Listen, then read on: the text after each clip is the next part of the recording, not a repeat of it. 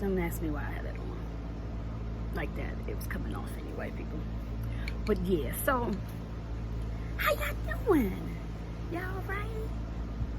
I thought I'd come outside and sit with the bees that's sitting over here enjoying my basil plant. We're gonna leave it alone right there because we don't want no problems. And I'm gonna enjoy my yogurt,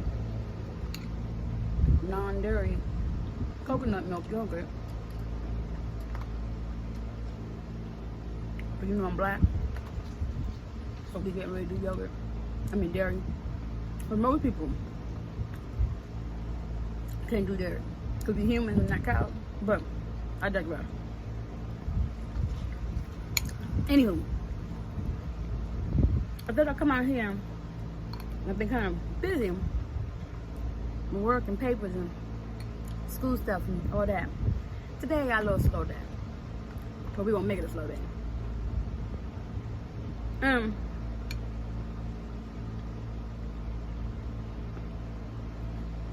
Honey, it's good. I wanted to pick back up with compassion. Because you know it's a 2-part, 3, 4, or 5 stop series whenever Spirit tell me stop. And until we talked about last time, we talked last time. Y'all remember? I can't remember. So long ago. It's like 10 years ago. Go look at the last video. Y'all remember it. Let me see if I can think about it. Hold on. Oh, we talk about rituals. Rituals to help you establish passion for yourself, compassion for others. Just a good way to have you started and implement it and to kind of keep it consistent. And today we're going to talk about how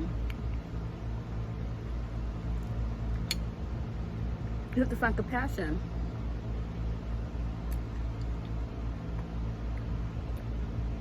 not find compassion, you have to find things in common.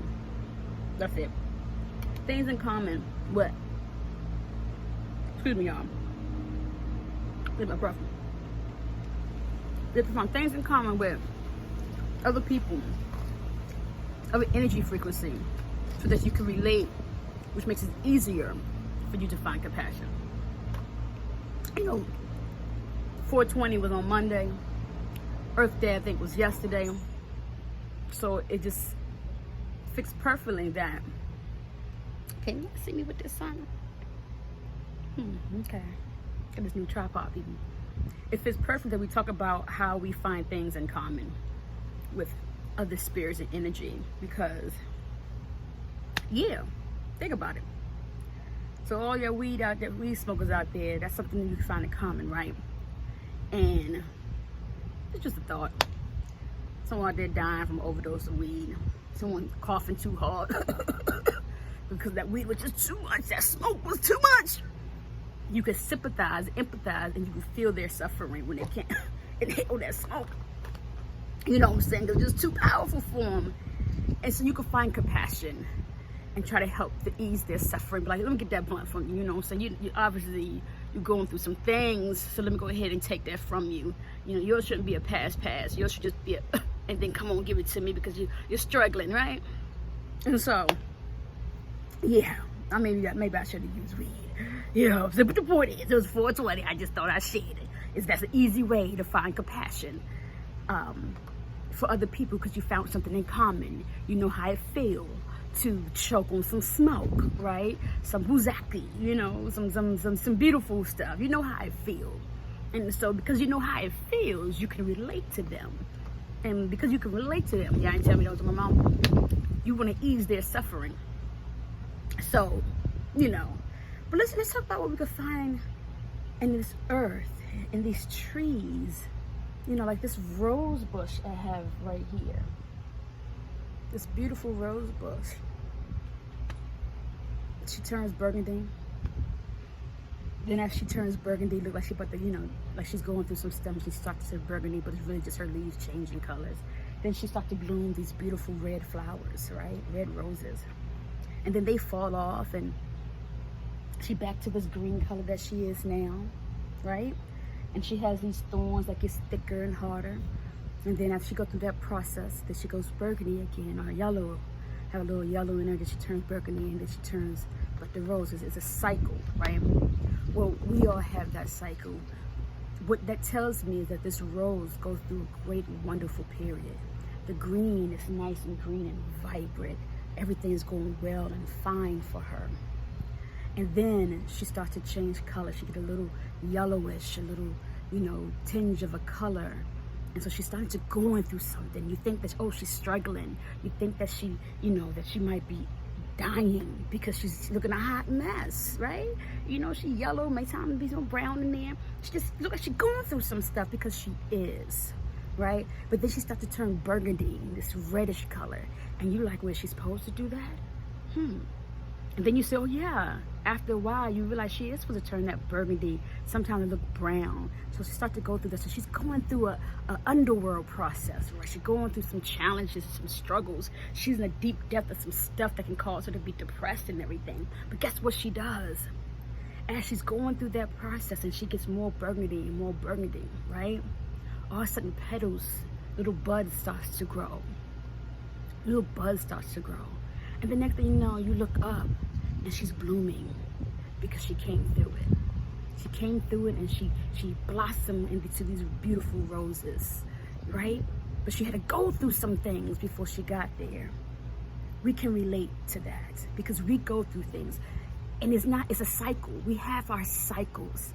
My cycle is like almost every 7 years. I start to go through some major crisis, right? Some major stuff I start to go through, like my whole life just fall apart, right? It's like, oh, something happened to my children that really takes me out, or my change of a job, I lose a job, or my income is really, really bad, or relationships are something happens. Something always happens around that 7-year mark for me. That just becomes so much and so heavy on these broad shoulders that I'm just like, ugh. I may start yelling at people. That's me turning a little, yellow. It's like not wanting to be around folks, I know that's hard to, realize. I get a little more quiet, right? Go internal. Now your little yellow start to, turn a little reddish, a little burgundy. And I don't know that it's turning that color because I'm going through the process. I'm going through the challenges, right? We in that valley. I'm down below, right? In the underworld, down below, in that stuff, and all that dark stuff, right? That's real deep and heavy. And the next thing I know, I'm real burgundy, I'm real red, right? That deep red that tells you that this blood that I am spilling was really something serious, something profound. And I don't know it. And then all of a sudden I start to feel these little prickles, right?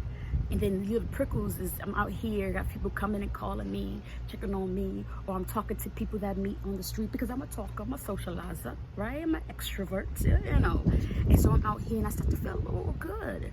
Even when I'm in that deep, the little raindrops on me, right? Like the raindrops on these roses, and it starts to nourish my soul. The sun starts to beam on me, and I get that light and that vitamin D. Now I'm still going through some stuff because I'm deep down in it, deep down in that in that soil, in that poop, right? And in that manure, in that stuff, and the rain comes, and the rain moisturizes me like it moisturizes the soil. Right? The rain feeds me like it feeds the soil. The sun gives me nutrients like it gives to the soil. And then the soil starts to turn because little critters and little ants and little bugs and little worms start to travel through it, start to eat it as well, start to eat my crap, right? That's like people coming and telling me, hey, you all right? I love you, or just speaking wisdom to me, or just being present, or being supportive. And they call themselves my friend. Or people who I don't know come and sit by me and give me a warm smile and warm energy, and I walk away feeling a little bit better, right? They the worms and the ants that's going through the soil, that's traveling through that's taking some of my stuff with them that I don't even know and leaving stuff behind, right? It's more in the good stuff, because we're already down in the deep stuff, right? We're already down in the soil, in the deep thing where no one can see and you can barely see the light even though it's shining on you. That's where we at. Just like this rose. And then that prickle comes. And then you get a gleam of the light. And things start to look good. Things start to turn itself around. Those buds. And the next thing you know, you're out of it. Everything has fixed itself. Opportunities have opened up for you. New things have arisen. Everything has fixed itself. Everything has expanded out. Even the stuff that wasn't fixable has fixed itself. You just won't see it till later.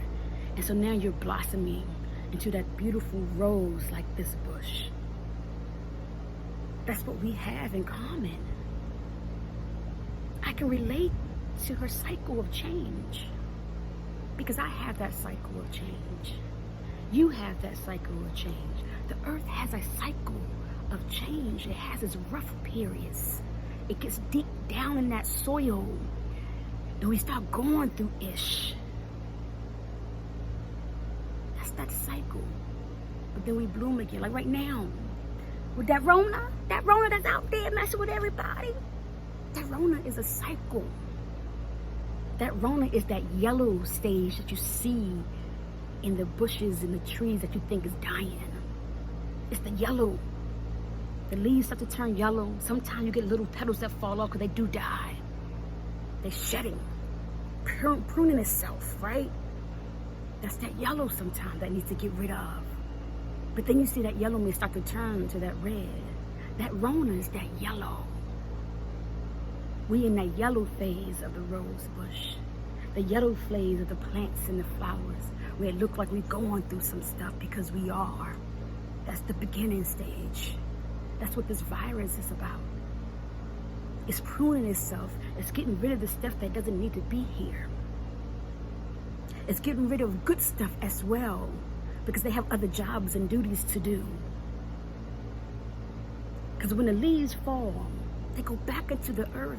They feed the soil and they feed the little animals and the creatures and other spirits that's down there. They always have a job to do, even when they fall off, even when they transition. So all those who are transitioning because of this Rona, they have another job to do. They have a purpose. They agreed to this purpose. They are the yellow. They're the pruning that needs to be done from the earth, right? That's what this Rona is.